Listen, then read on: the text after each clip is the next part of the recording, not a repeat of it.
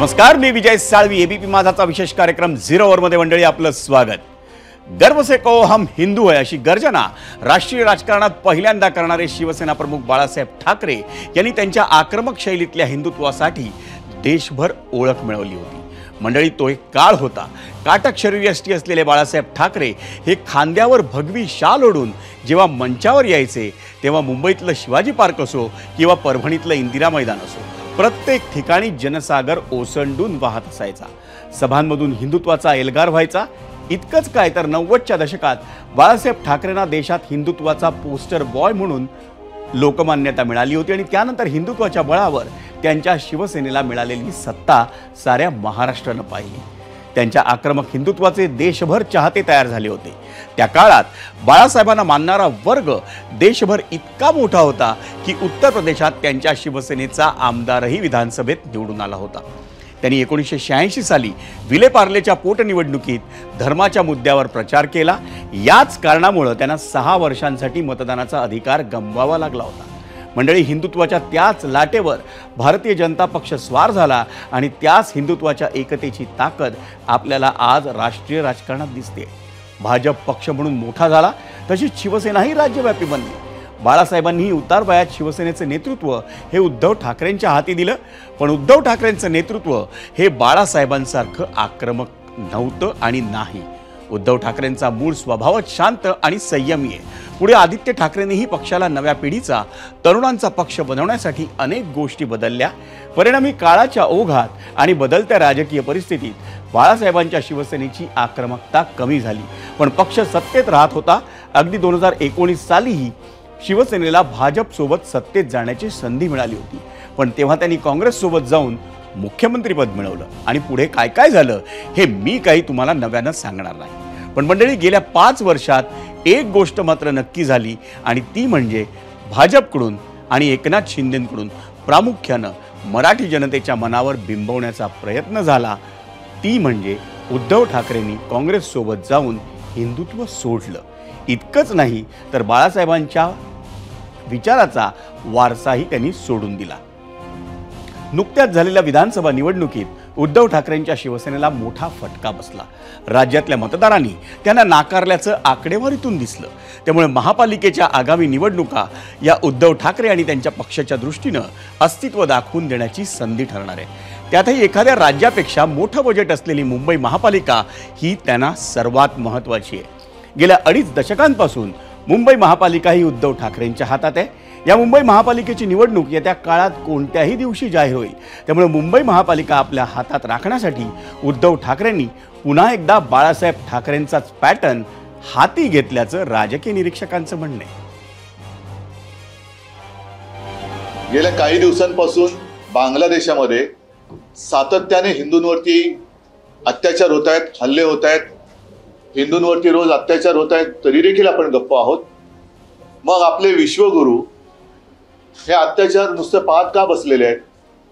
माझी पंतप्रधान नरेंद्र मोदीजींना विनंती आहे तमाम हिंदूंतर्फे की जसं आपण एका फोनवरती युक्रेनचं युद्ध थांबवलं होतं, तसंच बांगलादेशमध्ये जे काही हिंदूंवरती अत्याचार होत आहेत त्याबद्दल आपण काहीतरी भूमिका घ्यायला पाहिजे, पावलं उचलायला पाहिजे.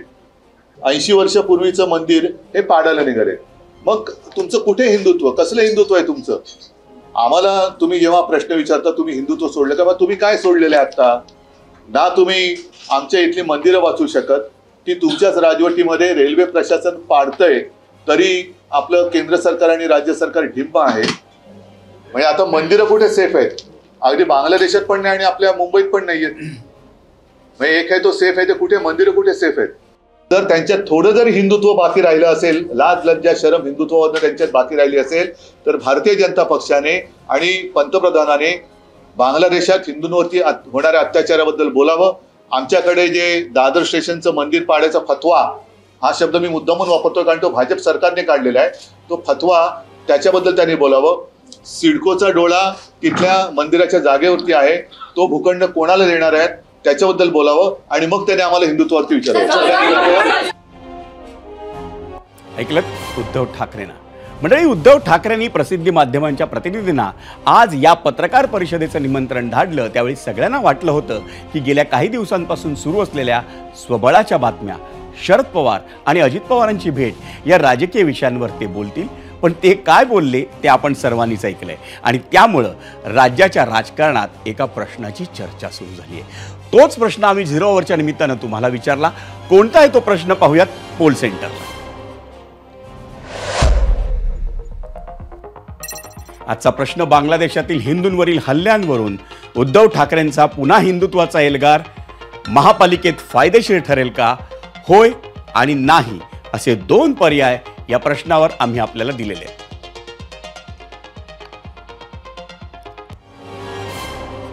मंडळी, भाजपला हिंदुत्वावरून डिवचत उद्धव ठाकरेंनी मुंबई महापालिकेसाठीचा आपला अजेंडा सेट केला। त्यासाठी त्यांनी मुंबईतील दादर रेल्वे स्थानकासमोरील मंदिराचा उल्लेख करत पुढील आंदोलनाची पार्श्वभूमीही तयार केली। आता मंडळी, ठाकरेंनी इतकं डिवचल्यानंतर महायुतीतून पलटवार होणार नाही हे शक्यच नव्हतं। भाजपचे प्रदेशाध्यक्ष चंद्रशेखर बावनकुळेंनी पहिला वार केला। मोदींच्या हिंदुत्वावर बोलण्याचा ठाकरेंना अधिकार नाही असं म्हणत काँग्रेस सोबतच्या युतीवरून त्यांनी हल्ला बोल केला। त्यांच्यानंतर शिवसेनेचे नेते उदय सामंत आणि प्रवक्ते संजय शिरसाट यांनीही ठाकरेंच्या आजच्या वक्तव्यावर टीका केली। मला असं वाटतं की हिंदुत्व जर बेडगी असतं तर 234 पर्यंत गेले असते का? आपण राहिलो असतो का? किती 16 20 किती पण राहिलो असतो का? तर मला असं वाटतं की पराभव सुद्धा मोठ्या मनानं स्वीकारला पाहिजे। ते देखील एका पक्षाचे पक्षप्रमुख आहेत, त्यांच्यावर टीका करण्याचा मला अधिकार नाही।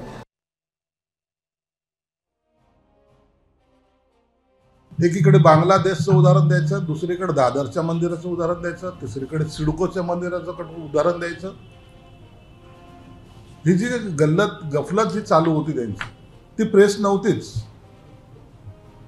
परंतु त्यांनी एक मेसेज द्यायचा असा प्रयत्न केला की आम्ही आता हिंदुत्वाची भूमिका घेतलेली आहे। लोकसभेच्या मिरवणुकीमध्ये ज्यांनी पाकिस्तानचे झेंडे फडकवले होते, जो मुसा त्या रॅलीमध्ये सहभागी झाला, त्याबद्दल तुमचं मत काय? याची उत्तरं खरं तर त्यांनी दिलं पाहिजे। दादरमध्ये घडलेली घटना किंवा दादरमध्ये पाठवलेली नोटीस, त्याच्यावर प्रेस घ्यावा लागते, हे मला वाटतं यांचं दुर्दैव आहे। तुम्ही ऐकलत उदय सामंत आणि संजय शिरसाट यांना, पण संजय शिरसाट यांच्याही पुढे जाऊन माजी खासदार नवनीत राणा यांनी मोठा पलटवार केला। हनुमान चालिसाचा विरोध करणारे, हनुमान चालिसा म्हणणाऱ्यांवर राजद्रोहाचा आरोप करून त्यांना तुरुंगात टाकणारे, मुख्यमंत्री असताना हिंदूंवर अत्याचार करणाऱ्यांनी आम्हाला हिंदुत्व शिकवू नये असं म्हणत नवनीत राणांनी एक प्रकारे आपल्या अटकेचा आज वचपा काढला। मी आपल्याला एवढंच सांगू शकते की जेव्हा जनाब उद्धव ठाकरेजी मुख्यमंत्री होते, जनाबांनी तर पहिले हेच सांगावं, आज ज्या पद्धतीने हनुमानजीबद्दल आणि हनुमानजीवर जे प्रेम जनाबाला आलेलं आहे, जनाब उद्धव ठाकरेजी, तेव्हा हिंदुत्व आणि हनुमानजी आणि हनुमान चालिसावर पठण करणार म्हणून फक्त एवढंच सांगितलं होतं। तेव्हा हिंदूंवर प्रेम कुठे गेला होता? ते कोणते जनाब आहे? टोमणे देणारे जनाब आहे। आणि टोमणे देणारे जनाबला त्यांना माझा एवढाच सल्ला आहे की आम्हाला, आमच्या देशाचे प्रधानमंत्रीला हिंदुत्व शिकवण्याची गरज नाही। तेव्हा हिंदुत्व कुठे गेला होता? जेव्हा एक लोकप्रतिनिधीला 14 दिवस जेलमध्ये टाकलं होतं। तुम्ही काळजी करू नका, आमचे हिंदूंसाठी आमचे सारखे हिंदू भक्त या मैदानात आहे, तुम्ही आराम करा, तुम्हाला आराम करण्यासाठी मी सोडलेला आहे। त्यांना ज्या झेंड्यासोबत आता प्रेम झालेलं आहे, किती जर त्यांनी आमच्या हिंदुत्वाच्या नावाचा वापर केला, पण या पूर्ण महाराष्ट्राने आणि पूर्ण देशाने हनुमान चालिसासाठी पूर्ण देशाने पाहिला की 14 दिवस कशा पद्धतीने अत्याचार केला। किती म्हटलं तर या विधानसभेमध्ये त्याला त्याचं उत्तर भेटलेलं आहे। कारण आम्ही जे म्हणत होतो एक रहेंगे तो सेफ रहेंगे, आजही त्या नाऱ्यासोबत आम्ही या मैदानामध्ये आहे। आणि कॉर्पोरेशनसाठी आमचे हिंदुत्वाचा जर वापर जनाब उद्धव ठाकरे करत असन, मुंबईची महानगरपालिका कॉर्पोरेशन घेण्याकरिता, तर आमचे हिंदू लोक यावेळीस तिथेही सुद्धा त्यांना त्यांची जागा दाखवणार आहे। हम आज भी वही बोलते हैं, हम एक हैं तो सेफ हैं। आणि त्याच रिझल्ट या विधानसभामध्ये दिसला आणि तोच रिझल्ट मुंबई महानगरपालिकामध्ये सुद्धा दिसेल। मंडळी, पुढच्या काळात हे आरोप प्रत्यारोप आता आणखी वाढत जाणार। पण जसं आम्ही आधीच म्हटलं की उद्धव ठाकरेंनी मुंबई महापालिकेसाठीचा आपला प्लॅन हा जवळपास रेडी केलाय आणि त्याचीच एक झलक आजच्या पत्रकार परिषदेत दिसून आली। आता तुम्ही म्हणाल काय, तर ऐका. त्यांनी 13 मिनिटांच्या पत्रकार परिषदेत 21 वेळा मंदिर आणि तब्बल 53 वेळा हिंदू किंवा हिंदुत्व असा शब्द वापरला. मंडळी, थोडक्यात आकड्यांच्या भाषेत सांगायचं झालं तर उद्धव ठाकरेंनी दर 8 सेकंदांमध्ये मंदिर, हिंदू किंवा हिंदुत्व हा शब्द उच्चारला आणि त्यांच्या याच आक्रमक हिंदुत्वाच्या भूमिकेचा फटका धर्मनिरपेक्ष इंडिया आघाडीवर परिणामी होऊ शकतो. म्हणजेच ठाकरेंनी जर पुन्हा आक्रमक हिंदुत्वाच्या भूमिकेवर स्वार व्हायचं ठरवलं तर ते त्यांचा मित्रपक्ष असलेल्या काँग्रेसला चालेल का? या प्रश्नावर त्यांचं उत्तर येईल तेव्हा येईल, पण त्याआधीच ठाकरेंची शिवसेना आणि काँग्रेसमध्ये खटके उडायला सुरुवात झाले. उदाहरण द्यायचं झालं तर स्वबळाचा नारा. मंडळी, विधानसभेचे निकाल लागल्यापासून काँग्रेस आणि ठाकरेंच्या शिवसेनेतल्या अनेकांनी दबक्या आवाजात वक्तव्य करत आगामी निवडणुका स्वबळावरच लढवायला हव्यात अशी मागणी केली. ठाकरेंच्या अगदी विधानसभा निवडणुकीतल्या पराभूत उमेदवारांपासून मुंबई महापालिकेतल्या माजी नगरसेवकांपर्यंत अनेकांनी स्वबळाची मागणी ही खुद्द उद्धव ठाकरेंसमोर केली. पण विशेष म्हणजे उद्धव ठाकरेंनी आज आक्रमक हिंदुत्वाचा एल्गार केला. त्याच्या काही तास आधी खासदार संजय राऊतांनी मात्र एक मोठं विधान केलं. शिवसेनेनं मुंबईसह 14 महानगरपालिकांच्या निवडणुकांची तयारी सुरू केलेली आहे आणि आम्ही अत्यंत ताकदीने निवडणुका लढू. आतापर्यंत स्थानिक स्वराज्य संस्था या कधीही युती किंवा आघाडीमध्ये लढल्या गेल्या नाही, कधीच नाही. भारतीय जनता पक्ष शिवसेनाची युती असतानाही नाही, काँग्रेस राष्ट्रवादी काँग्रेसची आघाडी असतानाही नाही. ह्या वेगळ्या प्रकारच्या निवडणुका असतात, तुम्ही समजून घेतलं पाहिजे. नगरपालिका, ग्रामपंचायती, जिल्हा परिषदा, महानगरपालिका या निवडणुका वेगळ्या आहेत. त्यांना स्वतंत्रपणे ज्यांना लढायचं आहे त्यांनी लढलं पाहिजे आणि आपापल्या कार्यकर्त्यांना बळ दिलं पाहिजे. हेच कार्यकर्त्यांचं बळ पुढे विधानसभा आणि लोकसभेला आघाडी आणि युती म्हणून उपयोगाला येतं. आम्ही कोणताही निर्णय घेताना आम्ही 3 पक्ष एकत्र बसून निर्णय घेऊ. हे पण तुम्हाला मी सांगतो. आम्ही जो निर्णय घेऊ कोणताही, तो घेताना शिवसेना, माननीय उद्धव ठाकरे, राष्ट्रवादी काँग्रेस, माननीय शरद पवार साहेब आणि काँग्रेस 3 पक्ष एकत्र बसूनच आम्ही हे सगळे निर्णय घेऊ. चिंता नसावी. स्थानिक स्वराज्य संस्थांच्या निवडणुकीत ज्यांना स्वतंत्र लढायचंय त्यांना लढायला दिलं पाहिजे असं संजय राऊत म्हणतायत. मंडळी, आणि जिथं राऊतांनी हा स्वबळाचा जणू इशारा दिला त्याला काँग्रेसमधून तातडीनं प्रतिक्रियाही आली आणि तीही थेट नागपुरातून. काँग्रेसचे नेते आणि माजी विरोधी पक्षनेते विजय वडेट्टीवारांनी संजय राऊतांना उत्तर दिले. मला संजय राऊतांच्या एकूण देहबोलीतून, वागण्यातून थोडासा फ्रस्ट्रेशन आल्यासारखं मला त्यांच्या बोलण्यातून दिसते आणि कदाचित ह्या निराशेपोटी त्यांनी एकलक्षाचा नारा दिला असेल. त्यांचा पक्ष आहे, त्यांचे स्वतंत्र विचारधारा आहे, त्यामुळे त्यांनी स्वतंत्र लढायचा निर्णय घेतला असेल तर तो त्यांचा अधिकार आहे. आघाडी म्हणून आम्ही एकत्रित लढण्यासाठी तयार आहोत, परंतु संजय राऊतांच्या भूमिकेच्या संदर्भात एकदा स्पष्टता आली की मग आम्ही आमचा निर्णय घेऊ. मंडळी, राज्यातल्या याच संघर्षाच्या बातम्या पाहिल्यानंतर आता जरा दिल्लीत जाऊया, जिथे संसदेचं हिवाळी अधिवेशन सुरू आहे. त्यातच आज संविधानाला 75 वर्ष पूर्ण होत आहेत. त्यामुळे आज संसदेच्या दोन्ही सभागृहात चर्चा झाली. सत्ताधारी आणि विरोधकांनी संविधानावरून एकमेकांवर जोरदार टीका केली. सुरुवात केली ती केंद्रीय संरक्षण मंत्री राजनाथ सिंहांनी.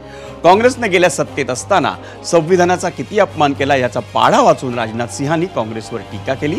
सोबतच फक्त आणि फक्त भारतीय जनता पक्षानंच संविधानाचं संरक्षण केलंय असंही त्यांनी सभागृहाला सांगितलं. त्यानंतर विरोधकांकडून काँग्रेसच्या नवनिर्वाचित खासदार प्रियंका गांधी उभ्या राहिल्या. त्या नुकत्याच वायनाड पोटनिवडणुकीत विक्रमी मतांनी विजयी झाल्यात आणि त्याच आत्मविश्वासानं त्या संसदेत पोहोचल्या आणि आज पहिल्यांदाच त्यांनी भाषणही केलं.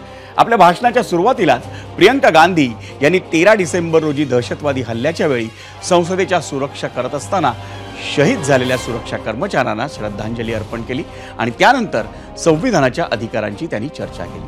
गेल्या 15 दिवसांपासून संसदेचं हिवाळी अधिवेशन सुरू झालंय, पण अदानी मुद्द्यावरून विरोधक तर जॉर्ज सोरॉस मुद्द्यावरून सत्ताधारी दोन्ही बाजू आक्रमक राहिलेत. त्यामुळे संसदेतली भाषणं काही ऐकायला मिळाली नव्हती. पण आज संविधानामुळेच ही भाषणं झाली आणि आपल्या पहिल्याच भाषणात प्रियंका गांधींनी सगळ्यांना प्रभावित केलं. त्यांच्या भाषण शैलीचंही कौतुक झालं. पाहूयात त्यांच्या भाषणातील काही ठळक मुद्दे. श्रीमती प्रियंका गांधी वाड्रा. देश देख रहा है कि एक व्यक्ति को बचाने के लिए 142 करोड़ देश की जनता को नकारा जा रहा है. सरकार सिर्फ अडानी जी के मुनाफे के लिए चल रही है. प्रधानमंत्री जी यहाँ सदन में संविधान को की किताब को यूं माथे से लगाते हैं, लेकिन संभल में, हाथरस में, मणिपुर में जब न्याय की गुहार आती है तो उनके माथे पे शिकन तक नहीं आती. शायद समझ नहीं पाए हैं कि भारत का संविधान संघ का विधान नहीं है. नेहरू जी ने क्या किया, परिवर्तमान की बात करिए, देश को बताइए आप क्या कर रहे हैं, कि सारी जिम्मेदारी जवाहरलाल नेहरू की है. मैं सदन में नहीं हूँ, लेकिन मुझे ताज्जुब होता है कि इन 15 दिनों में इतने बड़े बड़े इश्यूज हैं, प्रधानमंत्री जी मात्र एक दिन के लिए, शायद 10 मिनट के लिए दिखे हैं. आज का राजा भेष तो बदलते हैं, शौक तो है उनको, लेकिन न जनता के बीच जाने की हिम्मत है और न आलोचना सुनने की. आप राजनीतिक न्याय की बात करते हैं, सरकारों को पैसों के बल पर गिरा देते हैं. क्या संविधान इन पर लागू नहीं था? पूरी देश की जनता हंसती है. इनके यहाँ तो वॉशिंग मशीन है, जो यहाँ से वहाँ जाता है वो धुल जाता है. भाई की भी सीमा होती है, और जब वो सीमा पार हो जाती है तब उसमें एक ऐसी शक्ति पैदा होती है जिसके सामने कोई कायर खड़ा नहीं हो सकता. ये देश कायरों के हाथों में ज्यादा देर तक कभी नहीं रहा. ये देश उठेगा, ये देश लड़ेगा, सत्य मांगेगा, सत्यमेव जयते. खासदार प्रियंका गांधींचं हे पहिलं भाषण त्यांच्या पाठीराख्यांच्या दीर्घकाळ स्मरणात राहील. आणि त्यांच्या याच भाषणानंतर त्यांची आई सोनिया गांधी, भाऊ राहुल गांधी आणि पती रॉबर्ट वाड्रा यांनी प्रियंका गांधींचं कौतुक केलं. आपण तेही पाहूया. जो प्रियंका जी मैम एक्सेलेंट. जो प्रियंका जी मैम एक्सेलेंट. जो Priyanka ji ma'am excellent. wonderful speech. Better than my maiden speech. Let's put it like that. मैं बहुत खुश हूँ. बहुत उन्होंने स्पष्ट बोला, बहुत क्लियर बोला. जो भी उनका अनुभव पूरे देश में रहा है उन्होंने उसकी जिक्र की. जितनी मुश्किलें लोगों ने सही हैं उसके बारे में उन्होंने अपनी स्पीच में बोला. और उन्होंने ये कहा कि संविधान की बहुत वही हिम्मत देती है हर नागरिक को, और ज़रूर लोकसभा चलनी चाहिए, और जो डिबेट ऑपोजिशन चाहती है वो होनी चाहिए. आणि मंडळी, आता जरा राज्यसभेत जाऊया. तिथं गेल्या 10 दिवसांपासून नियमितपणे घोषणाबाजी सुरू आहे. विरोधकांनी राज्यसभेचे सभापती जगदीप धनखड यांच्या विरोधात अविश्वास ठराव आणलाय. त्यासाठीची नोटीसही देण्यात आली आहे. तेव्हापासून इथं आरोप प्रत्यारोप सुरू आहेत, गदारोळ सुरू आहे. आजही संसदेच्या हिवाळी अधिवेशनाचा जो दिवस होता तो अतिशय गरमागरमीचा ठरला. राज्यसभेत अविश्वास प्रस्तावावरून जोरदार गदारोळ झाला. उपराष्ट्रपती आणि राज्यसभेचे सभापती जगदीप धनखड आणि विरोधी पक्षनेते मल्लिकार्जुन खरगे यांच्यात खडाजंगी पाहायला मिळाली. उपराष्ट्रपती म्हणाले, मी शेतकऱ्याचा मुलगा आहे, तर खरगे म्हणाले, मी कामगाराचा मुलगा आहे. आज झोपण्याआधी चिंतन मनन करा असा सल्ला सुद्धा उपराष्ट्रपती धनखड यांनी खरगेंना दिला. पाहूयात काय झालं नेमकं. तिवारी जी, ध्यान रखिए, पूरे दिन 24 घंटे आपका यही काम है, और मानकर चलिए किसान का बेटा हूं, कमजोरी नहीं दिखाऊंगा, देश के लिए मर जाऊंगा, मिट जाऊंगा. आप लोग चिंतन नहीं करेंगे. 24 घंटे एक ही काम है कि किसान का बेटा यहाँ क्यों बैठा है. मैं आंखों से देख रहा हूं, पीड़ा महसूस कर रहा हूं. मेहरबानी कर कर दिल टटोलिए, मेहरबानी कर कर कुछ सोचिए. मैंने इज्जत देने में कोई कमी नहीं रखी है. And look at the gesturing, look at what you are saying. मैंने बहुत बर्दाश्त किया है. आज का किसान खेत तक सीमित नहीं है. आज का किसान हर जगह कार्यरत है. सरकारी नौकरी भी है, उद्योग भी है. आप प्रस्ताव लाए, आपका अधिकार है. प्रस्ताव पर चर्चा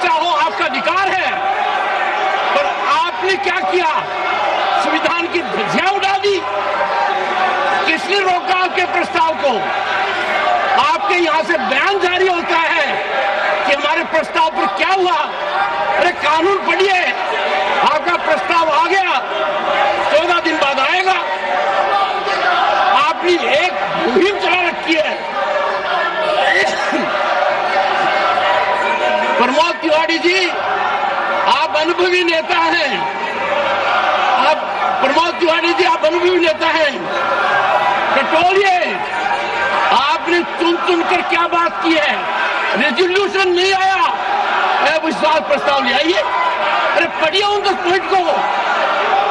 इज्जत करता हूं खड़गे जी की, 100% करता हूं। मेरी जीरो करते हैं, लिखित में अनुरोध करता हूं, लिखित में कहता हूं, मान्यवर मुझ पर कृपा कीजिए।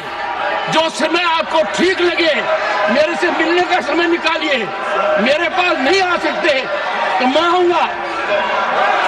देखिए, आप अपने हिसाब से, आपका तो एक क्रम हो गया है कि मेरे को ट्विटर पर जाना है।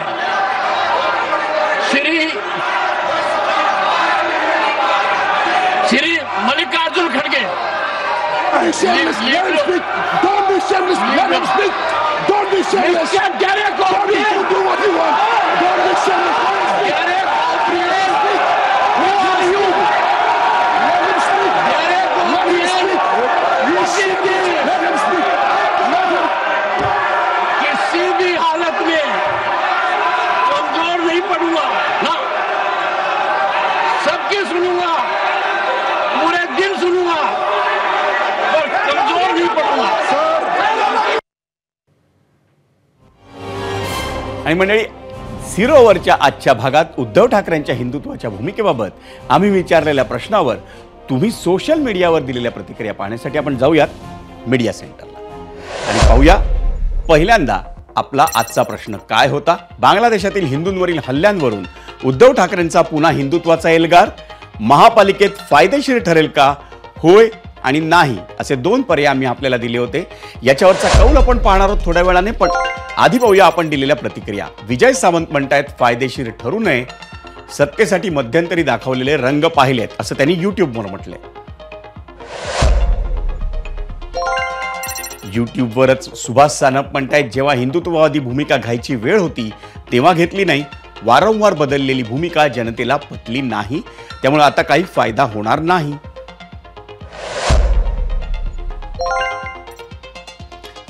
वैभव सानप म्हणतायत युट्यूबवरच सगळं गमावल्यानंतर आता उद्धव ठाकरेंना हिंदुत्वाची आठवण झाली। फेसबुकवर राहुल पाटील म्हणतायत विधानसभेला हिंदू मतदार दुरावला म्हणून हा केविलवाणा प्रयत्न आहे। फेसबुकवर महेश दाभोलकर म्हणतायत आता मुंबई महापालिका निवडणुकीत मराठी माणसावरून ब्लॅकमेल केलं जाईल। फेसबुकवर उल्हास राऊत म्हणतायत ही निवडणूक देशाची नाही जिथे हिंदुत्वाचा मुद्दा चालेल।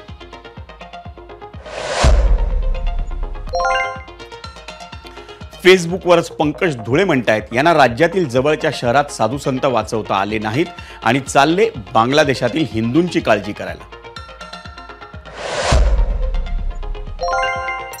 फेसबुकवरच सज्जन दुबल म्हणतायत खरं तर ठाकरेच हिंदुत्ववादी आहेत, भाजपचं कधीच अदानीकरण झालंय। फेसबुकवरच सदानंद आर्डेकर म्हणतायत सोयीनुसार भूमिका बदलून फायदा नाही होणार। फेसबुकवरच सचिन पाटील म्हणतायत बाळासाहेबांचं हिंदुत्व आचरणात आणून उद्धव ठाकरेंनी राजकारण केलं असतं तर आज महाराष्ट्रातील सर्वात मोठा पक्ष हा शिवसेना असता आणि शिवसेनेचे 2 गटही झाले नसते। इंस्टाग्रामवर विशाल कुलकर्णी म्हणतायत आता काही फायदा नाही, बरंच पाणी निघून गेलंय पुलाखालून। इंस्टाग्रामवर महेश जोशी म्हणतायत हरल्यावर हिंदुत्व आठवलं।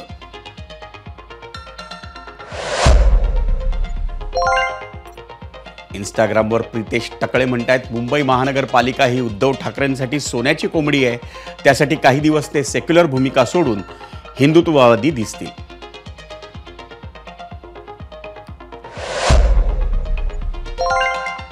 इंस्टाग्रामवरच अंकिता कोकिळ म्हणतायत शिवसेनेचं हिंदुत्व आता शिंदे गटाकडेच आहे. इंस्टाग्रामवर राकेश सोनावणे म्हणतायत आता वेळ गेली.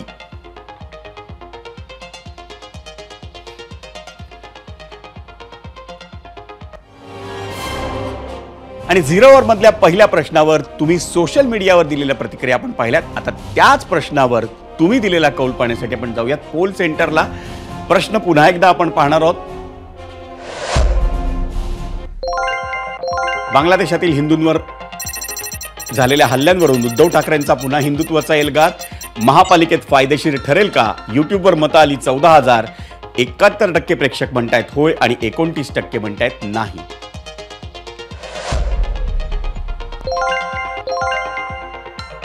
इंस्टाग्रामवर एकूण मतं आली आहेत 3,500 आणि कौल आपण पाहतोय 70% म्हणतायत होय आणि 30% म्हणतायत नाही.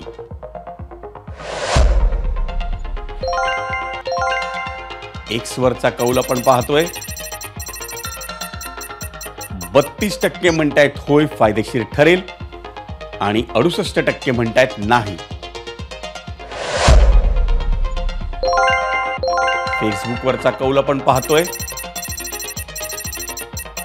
फेसबुकवर म्हणतायत 60% मंडळी होय आणि 40% म्हणतायत नाही.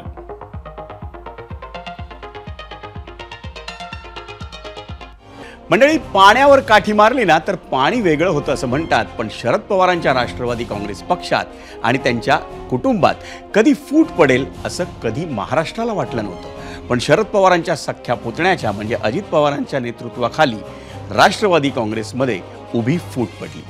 विरोधी पक्षांच्या महाविकास आघाडीतून अजितदादा ते थेट सत्ताधारी महायुतीत जाऊन बसले. त्यामुळे राजकारणात कधी काय होईल हे सांगता येत नाही. पण राज्यातल्या राजकारणानं राष्ट्रवादी काँग्रेसमध्ये उभी फूट पडली आणि मग त्या फुटीनं पवार कुटुंबही दुभंगलं. आधी लोकसभा आणि मग विधानसभा निवडणुकीनं पवार कुटुंबियांमधला दुरावा आणखी वाढला. त्यांची दिवाळीही वेगवेगळी साजरी झाली. पण आता शरद पवारांच्या वाढदिवसाच्या निमित्तानं उपमुख्यमंत्री अजित पवारांनी त्यांची काल दिल्लीत भेट घेतली आणि पवार कुटुंबियांच्या मनात, राष्ट्रवादी काँग्रेसच्या कार्यकर्त्यांच्या मनातही त्या दोघांनी पुन्हा एकत्र यावं अशी भावना निर्माण झाली आहे. कारण अजितदादांनी थोरल्या काकांची घेतलेली ही भेट पवार कुटुंब आणि राष्ट्रवादी काँग्रेसचा परिवार या दोन्ही प्रवाहांना एकत्र आणणारा ठरला होता. शरद पवारांच्या राष्ट्रवादी काँग्रेसचे आमदार रोहित पवार यांच्या आई आणि अजित पवारांच्या वहिनी सुनंदा पवार यांनी आपल्या भावना व्यक्त केल्यात.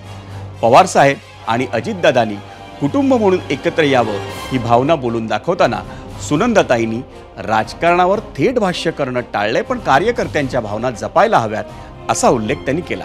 पाहूयात ते नेमकं काय म्हणाले. शेवटी कार्यकर्ता महत्त्वाचा असतो राजकारण करताना, आणि त्याच्या भावना जाणून घेणं आणि त्याचं ऐकून घेणं ही सुद्धा राज्यकर्त्याची जबाबदारी असते. त्यामुळे कार्यकर्त्यांनी भावना व्यक्त केल्या त्या त्यांच्या बरोबर आहेत. कारण विखुरलेला राहण्यापेक्षा एका मुठीने जर पक्ष राहिला तर त्याची ताकद चांगली राहील महाराष्ट्रामध्ये. त्यामुळं मी कार्यकर्त्यांच्या भावनांचा आदर करते की त्यांनी ह्या भावना दादा किंवा साहेबांच्या बरोबर त्यांनी समोर व्यक्त केलेल्या आहेत. 60 वर्ष ज्या माणसाने राजकारणात काढलेली आहेत, ज्याला तुम्ही चाणक्य म्हणता राजकारणातले, शेवटी त्यांच्या मनामध्ये काय चाललंय हे त्यांच्या पत्नीलाही कळत नाही. त्यामुळे आम्हाला काय कळणार, हा सगळ्यात मोठं गूढ आहे पवार साहेब म्हणजे. त्यामुळे निर्णय जो घेतील ते साहेबच घेतील आणि दादा घेतील. त्यामुळे तिथं माझं काही हे नाही मत. केव्हाही हे फुटलेलं जे कुटुंब आहे, गेले कितीतरी पिढ्या आम्ही एकत्र नांदतोय पवार कुटुंब. आम्ही सगळ्या सुखदुःखामध्ये, सगळ्या अडचणींमध्ये आम्ही एकजीव होतो आणि अडचणीमध्ये होतो. जो जरी प्रत्यक्ष स्वतंत्रपणे इंडस्ट्री असेल, सामाजिक क्षेत्र असेल, आम्ही स्वतंत्रपणे काम करतो. पण शेवटी कुटुंब हे कुटुंब असतं. ती कुटुंबाची ताकद होती ती परत एका ठिकाणी यावी असं सगळ्या महाराष्ट्राला वाटतं, तसं मलाही वाटतं. सुनंदा पवारांच्या या बोलण्यामधून अनेक अर्थ निघू शकतात आणि त्याला पार्श्वभूमी देखील आहे ती दिल्लीतील हाय व्होल्टेज भेटीची. आणि त्याच सगळ्या घडामोडींवर होता आपला आजचा दुसरा प्रश्न आणि तोच पाहण्यासाठी जाऊयात पोल सेंटरला. आजचा दुसरा प्रश्न, बारामती ते दिल्ली राजकीय घडामोडींना वेग, दोन्ही पवार एकत्र येतील असं वाटतं का? होय आणि नाही असे 2 पर्याय आम्ही त्या प्रश्नावर आपल्याला दिलेले आहेत.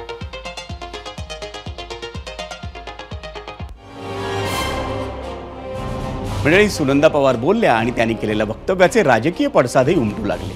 तोच संध्याकाळी आमदार रोहित पवार माध्यमांसमोर आले आणि त्यांनी आपल्या आईच्या वक्तव्यावर प्रतिक्रिया दिली.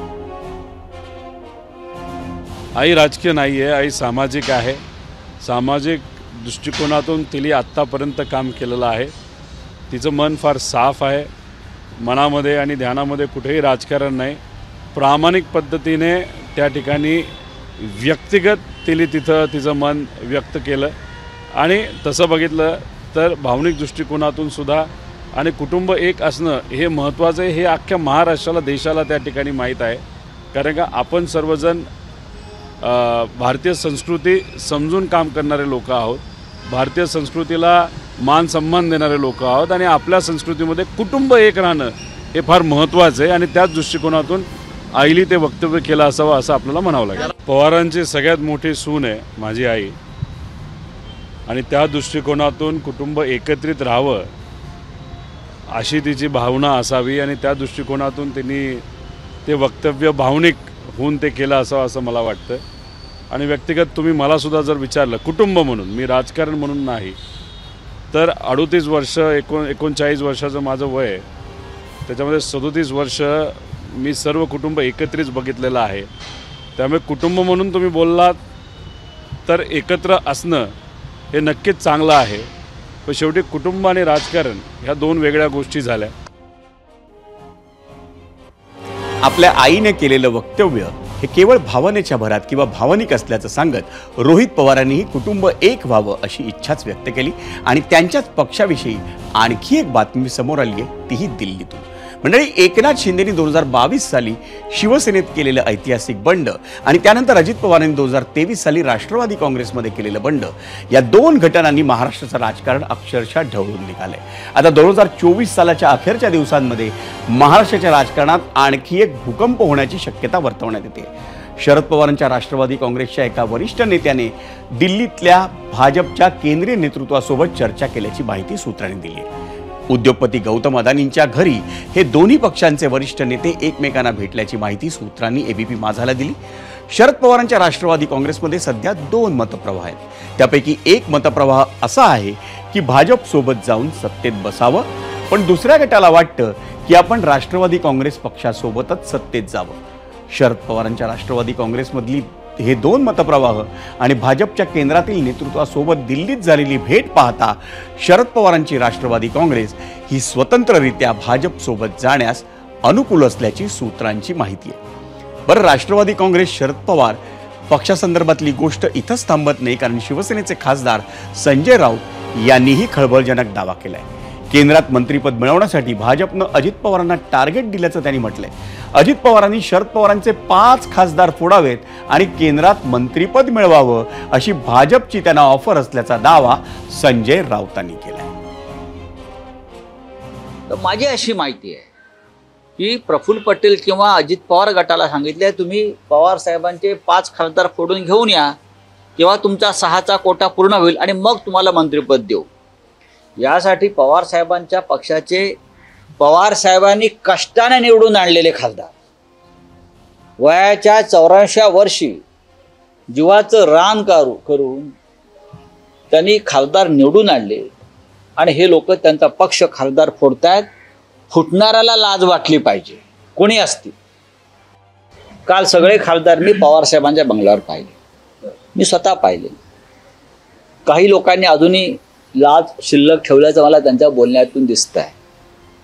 शरद पवारांसारखा एक महान नेता या महाराष्ट्रामध्ये आहे. बाळासाहेब ठाकरेंनंतर आम्ही त्यांच्याकडे पाहतो. जे कोणी असा विचार करत असतील तर ते पवार साहेबांशी बेईमानी करत नसून ते महाराष्ट्राशी बेईमानी करतात असं मी समजतो. मंडळी, तुम्ही ऐकलं संजय राऊत काय बोलले. पण संजय राऊत जेव्हा बोलतात ना, तेव्हा पलटवार होतोच आणि अगदी तसंच झालं. राऊतांनी ज्या 2 पक्षांची नावं आपल्या वक्तव्यामध्ये घेतली ते आहेत राष्ट्रवादी काँग्रेस आणि भाजप. त्याच दोन्ही पक्षांच्या प्रमुख नेत्यांनी संजय राऊतांवर पलटवार केलाय. पाहूयात काय बोललेत. आमचं केंद्रीय मंत्रिमंडळातील स्थान निश्चित आहे. आज ना उद्या ते आम्हाला भेटणार आहे. त्यांच्या कुणाच्या येण्यानं आणि कुणाच्या न येण्यानं ते थांबणार नाही. नवीन भाकीतं करून स्वतःच तोंडावर पडण्याचा एक नवा विश्वविक्रम या महाराष्ट्रामध्ये करतील हा विश्वाससुद्धा आम्हाला त्याने रोज करत असलेल्या भाकितावर आहे. तुम्हाला मी म्हटलं ना, झूट बोल पण नीट बोल आणि रेटून बोल, ही संजय राऊतांची सवय आहे. ज्या माणसाच्या पाठीचा कणाच मोडलेला आहे त्या माणसाला जास्त महत्त्व देऊन त्याचं ऐकण्याचं काही कारण नाही. भारतीय जनता पार्टी देशामध्ये सक्षम आहे, राज्यामध्ये सक्षम आहे. त्यामुळे मला वाटतं की आम्हाला कुठलंही लोटस ऑपरेशन करण्याची गरज नाही. संजय राऊत हे नेहमीच तुम्हाला माहीत आहे त्यांच्या सवयीनुसार ते अकलेचे दिवाळे किंवा दिवे लावत असतात. असंच त्यांनी अक्कलचा दिवा आजही पाजळला. म्हणून आम्ही म्हटलं की त्यांना महायुतीचा प्रचारक म्हणून आम्ही नेमलं आहे. किती खासदार फुटून जातील, काय जातील, हे त्यांनी जे वक्तव्य केलं त्यामागची त्यांची अस्वस्थता समजून घ्या. तर त्यांची राज्यसभेचा चान्स पण गेलेला आहे, ते पण थोडे बॅकफुटर आहेत. त्याच्यामुळे त्यांची अस्वस्थता आहे आणि त्यांनी केलेलं वक्तव्य म्हणजे अकलेचे दिवाळे निघाल्यानंतर अकलेचे तारे तोडणे अशा प्रकारचं ते वक्तव्य आहे. आणि हे सारे आरोप प्रत्यारोप ऐकल्यानंतर मंडळी आता वेळ झाली आहे आपल्या दुसऱ्या प्रश्नावर तुम्ही सोशल मीडियावर दिलेल्या प्रतिक्रिया पाहण्याची. त्यासाठी जाऊयात मीडिया सेंटरला.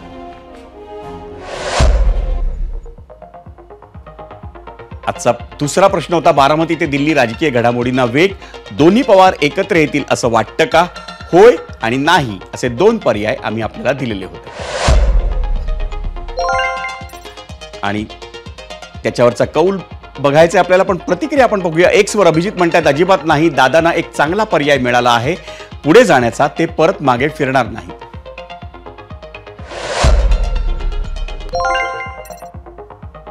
बाबासाहेब राक्षे म्हणतात एक्सवर, होय ते भविष्यात एकत्र येऊ शकतात.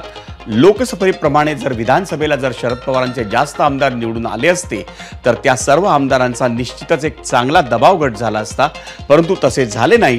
त्यामुळे दोन्ही पवार एकत्र येऊ शकतात.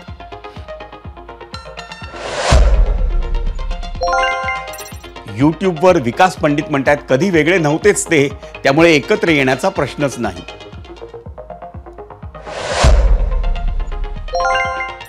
यूट्यूबवरच मोहित नाईक म्हणतात, सत्तेशिवाय पवार साहेब राहू शकत नाहीत. फेसबुकवर श्याम ठाणेदार म्हणतात, कटेंगे तो बटेंगे हे अजित पवारांना लोकसभेत तर शरद पवारांना विधानसभेत समजले, म्हणून ते आता एक है तो सेफ आहे म्हणत एकत्र येतील. फेसबुकवर उल्हास राऊत म्हणतात, खरं पाहिलं तर राष्ट्रवादीचा भाजपबरोबर युती करण्याचा प्रयत्न 2014 पासून चालू आहे, पण काही कारणांनी ते होऊ शकलं नाही. अजित पवार गटाची लोकसभेतील अवस्था आणि शरद पवार गटाची विधानसभेतील अवस्था पाहता आता हे शक्य होईल असं वाटतं. दोन्ही गटांना सत्तेची फळं चाखायला मिळतील. इंस्टाग्रामवर गौतम माने म्हणतात, पवार आणि शिंदे दोघांनी त्यांचा पक्ष भाजपमध्ये विलीन करावा, म्हणजे वन नेशन वन पार्टीच्या दिशेनं पाऊल.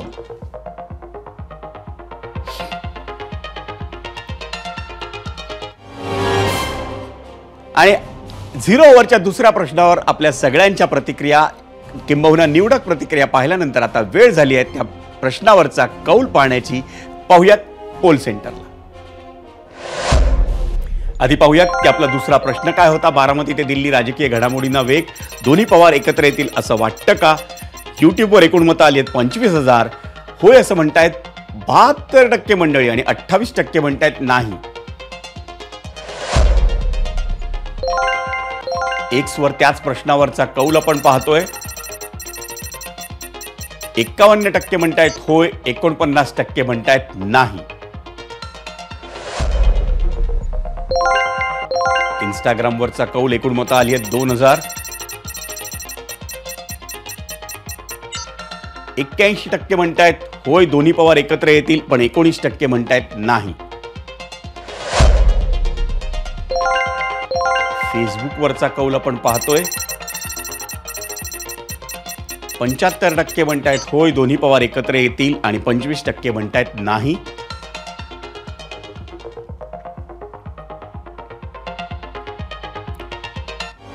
मंडळी, शरद पवार आणि अजित पवार हे केवळ कुटुंब म्हणून नव्हे तर पक्ष म्हणूनही एकत्र येतील अशी सध्या जोरदार चर्चा राजकीय वर्तुळात सुरू आहे. आणि त्यातच जर शरद पवारांनी भाजपला साथ देणं ही दोघांसाठी विन विन सिच्युएशन ठरणार आहे. पवारांच्या 7 खासदारांमुळे भाजपचं चंद्रबाबू आणि नितीश कुमारांवरचं अवलंबित्व हे कमी होणार आहे. तर अडचणीत असलेल्या शरद पवारांच्या राष्ट्रवादीच्या खासदारांच्या मार्गातील चौकशीचा ससेमिरा दूर होणं, खासदारांना निधी मिळण्यातले अडथळे दूर होणं आणि विधानसभेच्या पराभवाची भरपाई ही केंद्रातील काही आकर्षक मंत्रिपदांनी होणं असा तिहेरी फायदा पवारांना होण्याची शक्यता आहे. आजवर भाजपसोबत जाण्याच्या वेशीपर्यंत जाऊन परतलेले शरद पवार यावेळी ही वेस पार करणार का याचीच आता उत्सुकता आहे. मंडळी, दाक्षिणात्य अभिनेता अल्लू अर्जुनचा पुष्पा 2 हा चित्रपट देशभर अक्षरशः धुमाकूळ घालत असताना याच चित्रपटाच्या एका शो दरम्यान झालेल्या अपघातानं तो अडचणीत आलाय. या प्रकरणात अल्लू अर्जुनला आज अटक करण्यात आली होती आणि तेलंगणातल्या दिवाणी न्यायालयानं त्याला 14 दिवसांची न्यायालयीन कोठडीही सुनावली होती. पण अखेर तेलंगणा उच्च न्यायालयानं त्याला अंतरिम जामीन मंजूर करून दिलासा दिला. पुष्पा 2 या चित्रपटाच्या संध्या थिएटरमधल्या प्रीमियर दरम्यान झालेल्या चेंगराचेंगरीत एका 35 वर्षीय महिलेचा मृत्यू झाला होता आणि त्यावेळी अल्लू अर्जुन हा थिएटरमध्येच उपस्थित होता. त्यामुळे त्या चेंगराचेंगरीत ज्या महिलेचा मृत्यू झाला तिच्या पतीने त्याच्या विरोधात तक्रार केली होती आणि त्यानंतरच अल्लू अर्जुनला अटक करण्यात आली.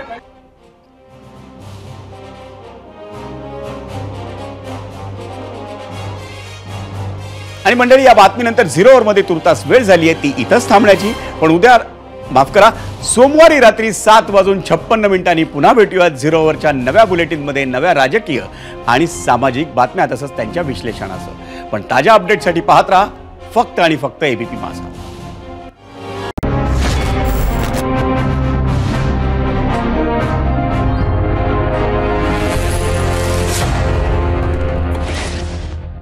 एबीपी माझा, उघडा डोळे बघा नीट.